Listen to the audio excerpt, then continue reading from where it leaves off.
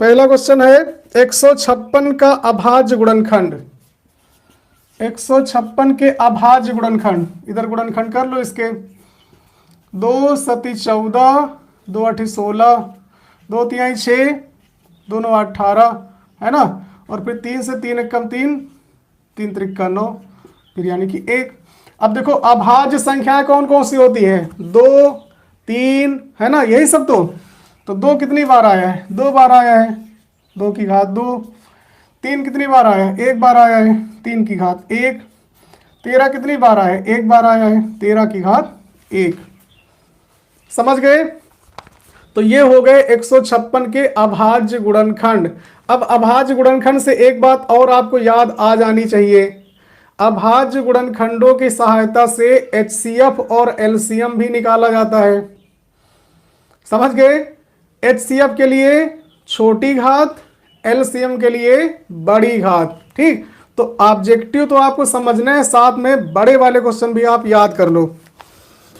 तो विकल्प इसका कौन सा सही है, दूसरा सही है। ठीक, अगला क्वेश्चन देखिए, यदि सेक थीटा बराबर 2 तो थीटा का मान बताओ। चलो भाई, अगर सेक थीटा का मान 2 है तो थीटा का मान क्या होगा, कितने डिग्री होगा, ये प्रॉब्लम करेगा आपको। वेरी गुड, 60 अंश पक्का, कोई दिक्कत तो नहीं। कैसे, सेक को हमें नहीं पता तो इसको हम कॉस में चेंज कर लें, 1/cos लिख सकते हैं बराबर 2। ये हो जाएगा 2 cos थीटा बराबर 1, यानी cos थीटा बराबर 1/2, और cos 60 की वैल्यू होती है 1/2। समझ गए। यानी cos थीटा बराबर, इसकी जगह हम लिख सकते हैं cos 60, यानी थीटा बराबर। ठीक, समझना भी है, नहीं केवल टिक कर देना है, क्योंकि यही क्वेश्चन 2 नंबर में भी आ सकता है और यही क्वेश्चन 1 नंबर में भी आ सकता है। ठीक, 2 हो गए।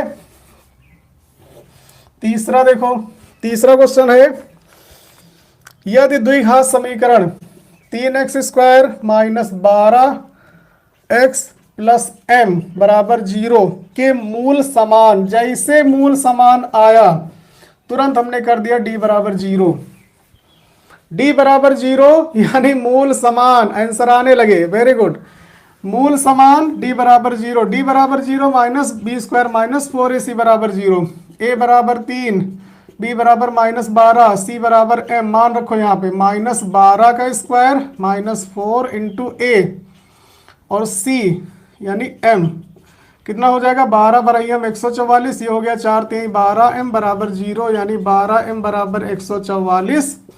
तो m बराबर 144/12, 12 × m 144, m बराबर 12। ठीक, अब देखो, अगर ये ऑब्जेक्टिव आया तो आपको m बराबर 12 पता होना चाहिए, अगर ये लिखने में आ गया तो आपको ये पूरा करना पड़ेगा। ठीक, समझ गए। याद क्या रखना है, मूल समान तभी होते हैं जब d बराबर 0 होता है, यानी विविक्तकर उसका 0 होता है। जैसे मूल समान दिखे आप d बराबर 0 कर देना, चाहे ऑब्जेक्टिव हो, चाहे सब्जेक्टिव हो, चाहे जो हो। ठीक, 4 नंबर क्वेश्चन। अगला देखो, एक समबाहु त्रिभुज की भुजा 2a है। एक समबाहु त्रिभुज है, इसकी भुजा 2a, अगर ये 2a है तो सब 2a होंगी। तो इसका जो शीर्ष लंब है, इसकी लंबाई क्या होगी, चलो भाई बताओ।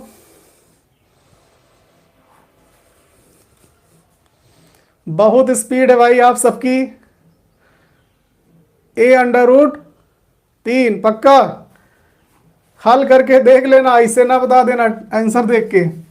देखो शीर्ष लंब क्या करेगा, समबाहु त्रिभुज में जो शीर्ष लंब होता है वो सामने वाली भुजा को 2 बराबर भागों में डिवाइड कर देता है। इसका मतलब ये वाली भुजा हो गई a और ये वाली भी हो गई a, और ये बन गया 90 अंश का कोण लगा देंगे पाइथागोरस। इसमें कर्ण का स्क्वायर यानी 2a का स्क्वायर, इसको h मान लो, बराबर लंब का स्क्वायर यानी h का स्क्वायर, और आधार का स्क्वायर a²। ये हो गया 4a² बराबर h² + a², यानी h² बराबर 4a - ये, तो एच स्क्वायर बराबर आ गया 3a², तो एच बराबर √3a², यानी एच बराबर आ गया a√। ठीक, कोई दिक्कत किसी को? शीर्ष लंब की लंबाई कैसे निकालेंगे? ऐसे।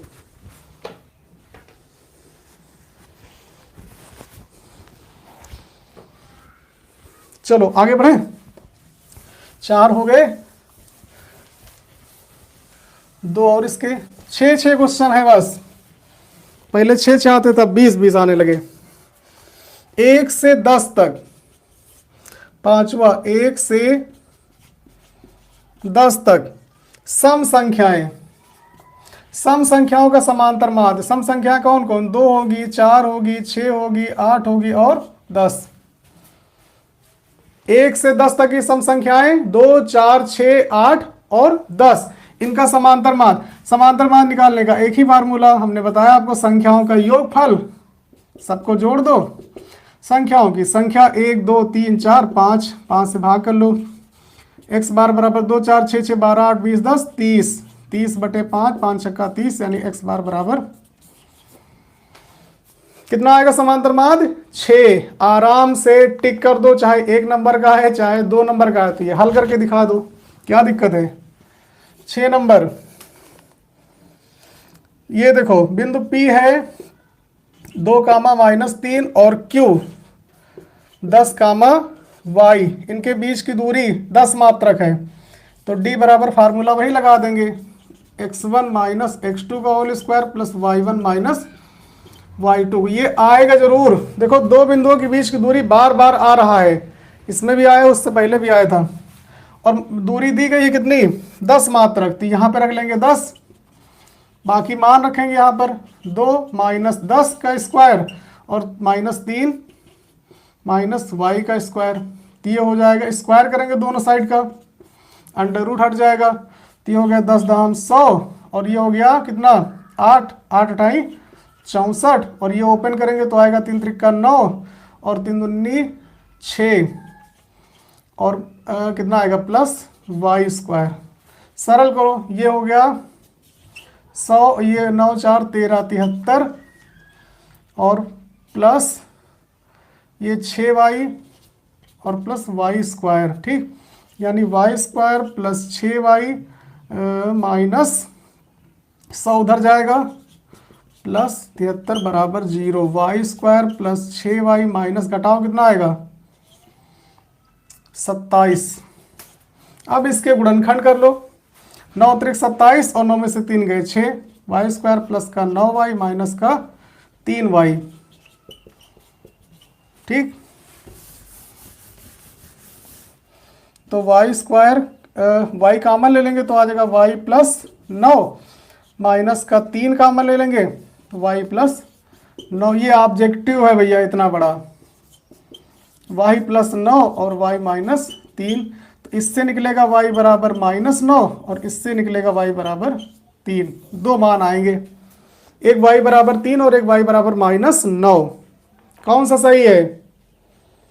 ये ऑब्जेक्टिव क्वेश्चन है, इतना बड़ा ऑब्जेक्टिव हल करोगे इतना बड़ा, तब जाके आंसर निकलेगा, तब टिक करोगे। समझ गए? तो आसान ना समझो, ऑब्जेक्टिव की आसाने आएंगे, बड़े बड़े भी क्वेश्चन आ जाते हैं, हल करने में दिमाग खराब हो जाए तब उसका आंसर आएगा, तब हमें गोला काला करेंगे उसका। ठीक, तो इनकी भी रिस्पेक्ट करो भाई।